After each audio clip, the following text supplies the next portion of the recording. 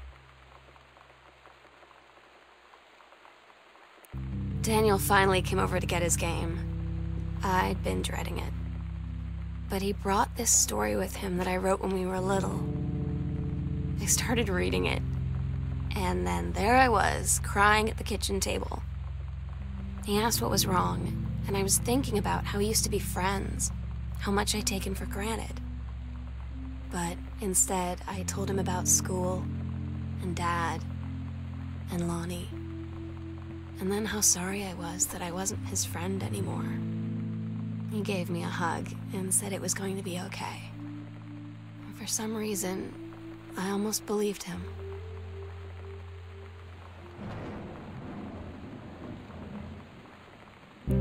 Lonnie had her going away show with her band tonight. She's so incredible on stage. When she was singing, I could practically forget everything. That we only had 48 hours left. That I don't know what comes next. That I can't live without her. Then she dedicated the last song to me. And I couldn't take it. I was out on the curb in the alley, sobbing till my ribs hurt. I would follow her anywhere, Katie. But I can't. Where she's going. After a long time, she found me. She said she was sorry. She said, I wish things could be different. I just wanted to make you happy. I said, I don't think you can anymore.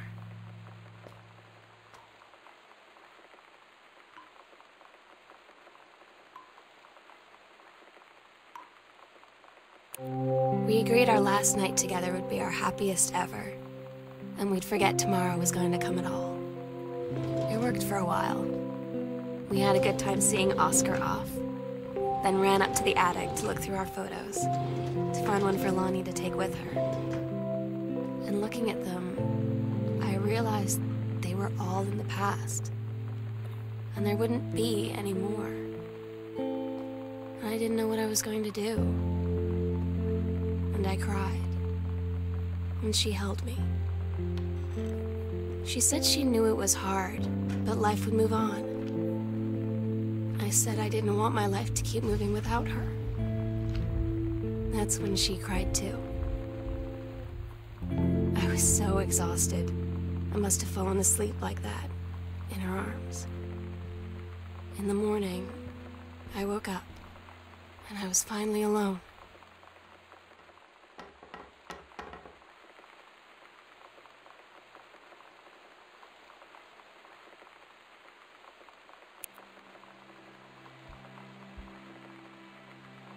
The sunset light in this house is the saddest thing I've ever seen.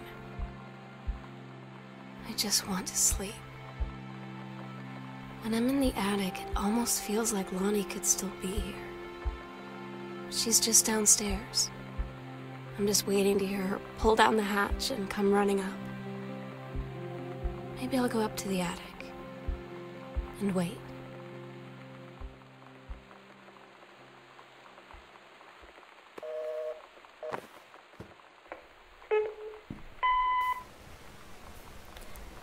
Sam. Sam. Hello. Sam.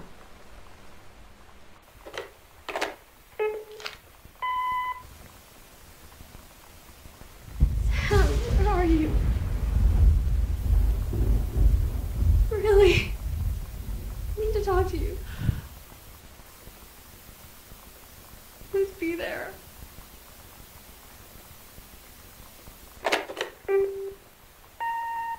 Hi, Mom. So I got my ticket home from Europe. I get back on June 6th, but it's a really late flight because that was the cheapest, so it gets in at midnight. But don't worry, I'll get a shuttle from the airport so you don't have to pick me up. Like, really seriously, you don't have to. Okay, so, love you. See you soon. Bye.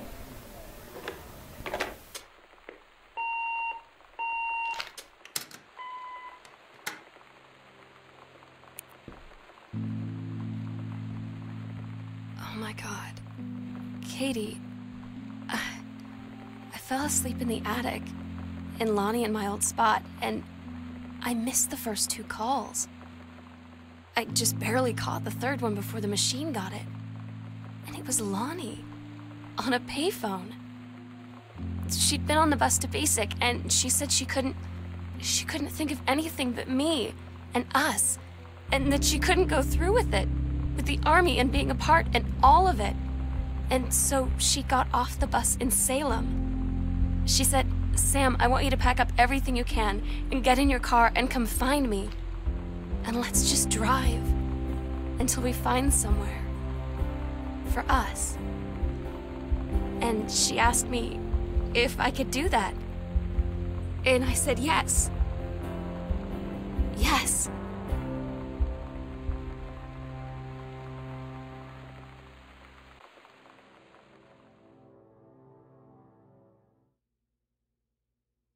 Katie, I'm so sorry that I can't be there to see you in person, that I can't tell you all this myself. But I hope as you read this journal and you think back, that you'll understand why I had to do what I did. And that you won't be sad, and you won't hate me, and you'll just know that I am where I need to be. I love you so much, Katie. I'll see you again, someday. Love,